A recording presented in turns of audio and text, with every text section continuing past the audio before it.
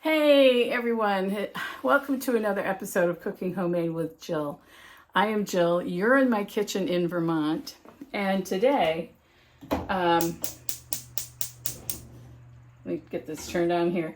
Today we're going to be making the cake. The cake is something that is a cake that, geez, I don't know, for years. I don't even know when it started. I know my mother started it, and it's a birthday cake. It's my sister's birthday tomorrow, so she's asked for the cake. I haven't made the cake in years, but I used to make it all the time for everybody's birthday, and so did other people in the family, it wasn't just me. And so I got to show you. I'm a little embarrassed to show you, but hey, we're friends, so why not? This comes out of my 1973 Betty Crocker cookbook, which has seen better days. I mean, it is literally in pieces. I'm a little embarrassed, but it's been well loved. You know what I mean? It's been used a lot. So the cake we're making, miraculously, is still stuck to the thing, is the chocolate Buttermallow cake, and it has the cake part, a filling, and some like buttercreamy frosting. So apparently we liked really gooey ooey birthday cakes, and why not? It's your birthday, you know, having this like every day, right? So what we're doing here, ouch, that's a little warm, is I still have my technical skills. I am still like par with, God, I don't even know what, nothing much. So in my pan, I'm surprised y'all don't get seasick watching this stuff. So I've started out with making the filling, which is a butterscotch filling. The reason I'm starting with the filling is it has to cool before it can go on the cake. So this can be cooling while I'm making the cake and baking the cake. So in here is a half a cup of brown sugar, a quarter of a cup of cornstarch, and a quarter of a teaspoon of salt, and a half a cup of water. So this stuff is going to hopefully boil and thicken. And then we're going to add a tablespoon of butter and let that melt, and then let the whole shebang cool. So do you want to chat while we watch this stuff boil and thicken? So this is the first video, by the way, I've made since I think last year. It is August right now, and I was wicked, to borrow a Vermont saying, or New England saying, was wicked sick back in January and February. I didn't think I was going to pull through. I had an allergic reaction to some antibiotic. Holy cow, it was a migraine for 2 months. No kidding. No joke at all. So anyway, I have recovered. It took some while because I'm no spring chicken. And, but hey, I'm back. Such as it is, I'm back. So, all right, I won't make you sit here and watch me stir a pot that's eventually going to thicken up. So we'll be back after that has, oh, look, maybe it's going here. Here we go.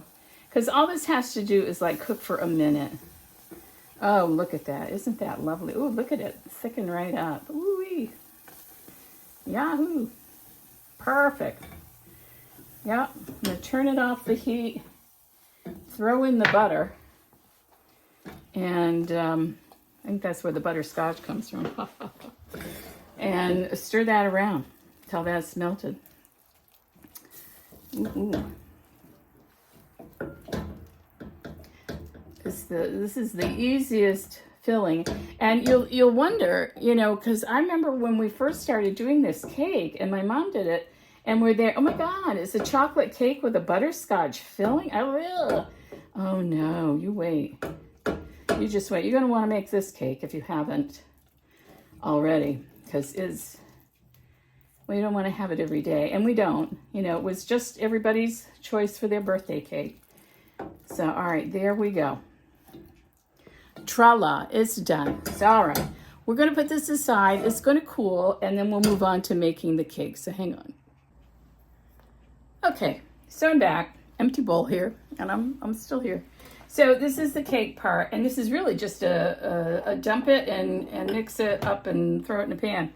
So I think this is a cup and cup and 3/4 cup of flour, a cup of sugar, a 1/2 cup of packed brown sugar. Let me see what else. This is some baking soda. It's going in there. Some salt. Now, okay, so if you want the recipe, it's a 1.5 teaspoons of baking soda, 3/4 teaspoon of salt. What else? Ooh, oh, 1/2 cup of shortening. Let's see. We'll put in a couple of eggs.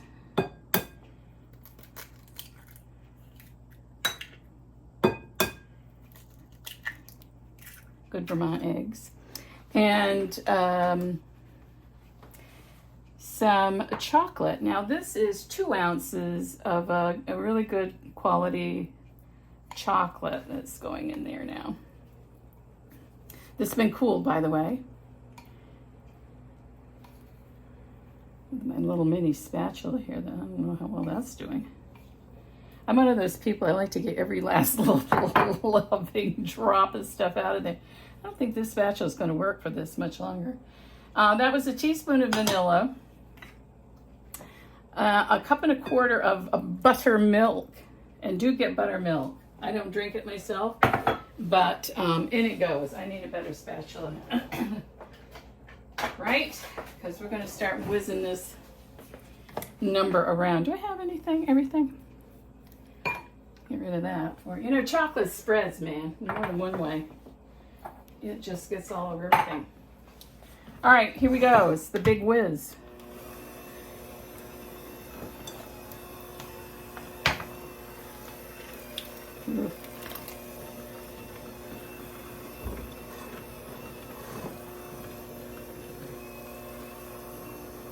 So you want to just get the flour and stuff incorporated before you get too vicious with your mixer. I could have done this on my stand mixer, but it's resting over there in the corner. I didn't really feel like doing that. I'm telling you, this creeping age stuff isn't for chickens, I'll say that much.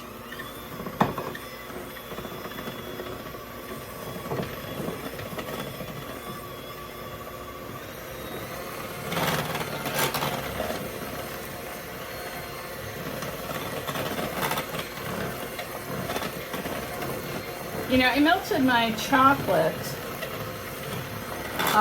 in the microwave, and you can certainly do that, but boy, oh boy, be careful. You only want to put it in, you probably all know this, so whatever, but only do 30 seconds at a time, and then see where you are. See, I've got a chunk that didn't quite melt right there. He's going overboard, literally. So yeah, then stir it. Make sure. I probably a little under melted this stuff, but I think it'll melt in the cake. So then you're supposed to whizzle it around here for 3 minutes. I'm frankly not timing it, but it's clean to the side. Yeah.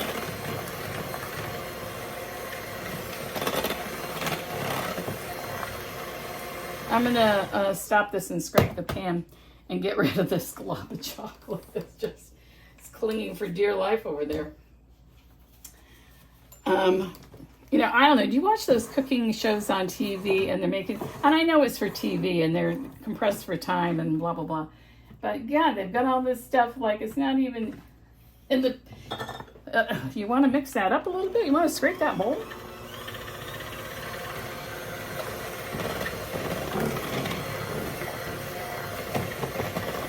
But they don't.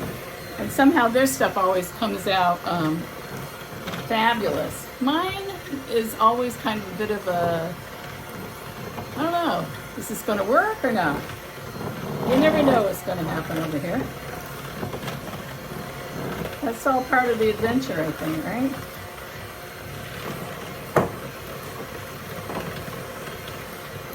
If this doesn't come out okay, I don't know. I mean, it is my sister's birthday cake. You kind of like to think that's going to be, and she has company. I mean, you know, like the boyfriend and his parents, yikes, whom I have not met. I've met the mom, not the boyfriend. This is a big day tomorrow, people. Wow.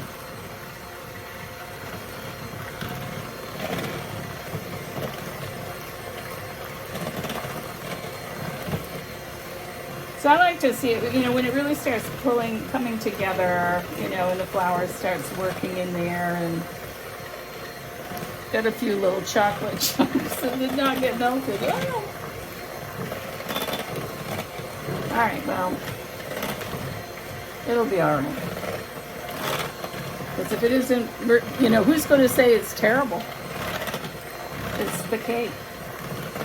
It'll be so covered in filling and frosting, no one will even know. You won't taste much of the cake. No, that's not true. It's really a good recipe. All right, I'm going to consider that good. And over here, I have a well, now, all right. So here's the. Oh, what did I do with my spatula? Here it is. So here's a, what is this, a 13 by 9 oblong, which way do I go, pan. Now you can do layers, but my family, my mom always did the oblong pan, and then you put the filling on top and then the frosting, but which was really, we thought, unique, and that's how they did it in the recipe. If you, oh God, I've got the, all right, so I'm getting old. I've got this shoulder thing going on. I'm not sure I can get this in here. So that's how we've always done it. It's just in an oblong pan. It's, God, this is heavy. The bowl, not necessarily the cake. So yeah, that's what we've done. We put it in,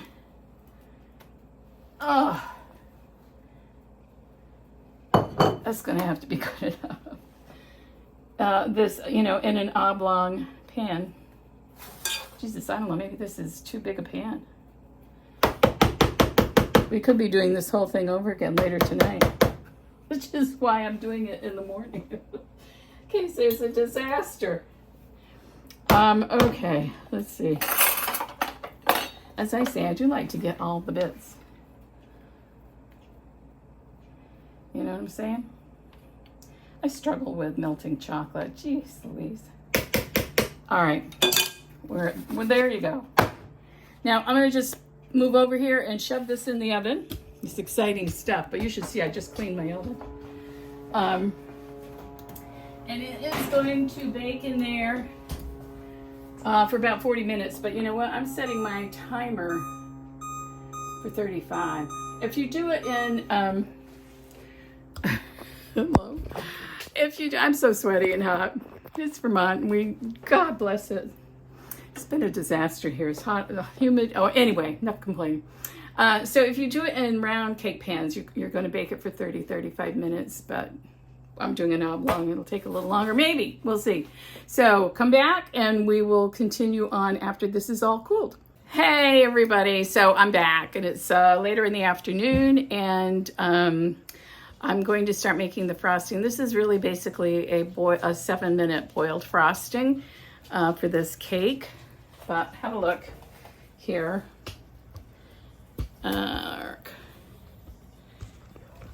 Here's my setup. I wanted to show you the cake, which I have spread the filling, the butterscotch filling, on top of the cooled cake. And now we're ready to start. So this is, I'm surprised I still had a double boiler. If you don't know what it is, I've got a pan of water underneath there boiling. And I'm going to add all the ingredients for the frosting, which is 1.5 cups of sugar, 2 egg whites that go in there. This is a tablespoon of light corn syrup, which we're gonna just zing in there. 1/4 teaspoon of cream of tartar. And do I put the fluff in there too? Yeah, didn't think so. Oh, and some water. This is 1/3 of a cup of water. Now I've also got 3/4 of a cup in here of the marshmallow cream. I mean, you can use fluff if you don't. I don't know if you get marshmallow cream across the country. This is what it looks like locally, but if you can't get that, get fluff. You can order this stuff online. There's, you know, really, it's easy enough. So we're going to put that in afterwards, but right now, ooh, I get that out of there. We're going to beat this to within 1 inch of its life for like ever. And you will see the difference. So this is what we got going in here. It's what it looks like right now. And now I'm going to just continue beating this. It's basically cooking. Sorry for the jiggles. For a long time. A very long time. It'll take like 5 to 7. That's why they call it 7-minute frosting. But I don't think a true 7-minute frosting has marshmallow fluff in it. That's just an added treat. Like if you're not getting enough sugar already with this cake. So I'm going to stop filming right here because who needs to listen to this for 7 minutes? And I'll bring you back at the end when I put the fluff in and we frost the cake. So see you in a bit. Okay, everybody, I'm back, and this is what the frosting looks like after it's you've beat it on the stove till forever, till stiff peaks form. So now I'm going to put in the marshmallow cream or marshmallow fluff. This is 3/4 of a cup, thereabouts, whatever you can get out of it. And we're going to beat this in. She said.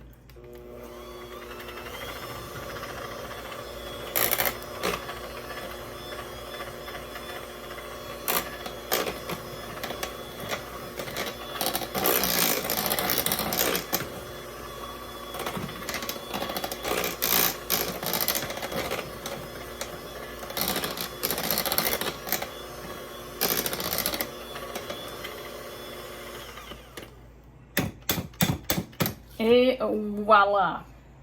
Now I'm going to put you on hold for a minute because I've got something. So hang on, I'll be right back. Okay, I'm back. So this stuff is really just going to get dumped on here, basically. If you can see. I mean, my God, there's enough there for everybody, and then some. And before it goes tumbling out. Yeah, I mean, as I say, you can see why this is not a daily something you're going to make midweek. Maybe where, I don't know.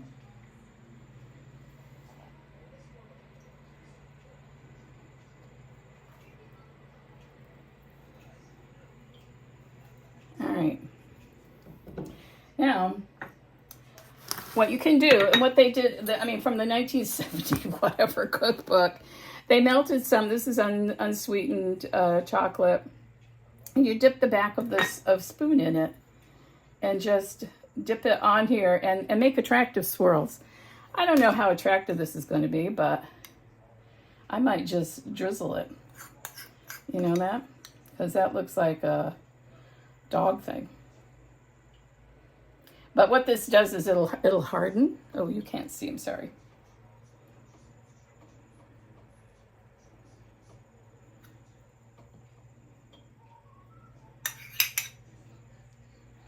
Yeah, I think we're just gonna drizzle.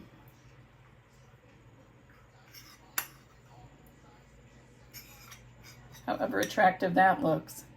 I'm gonna have to see if I have some birthday candles here. We gotta make this official with my sister. So anyway, people, there you have it.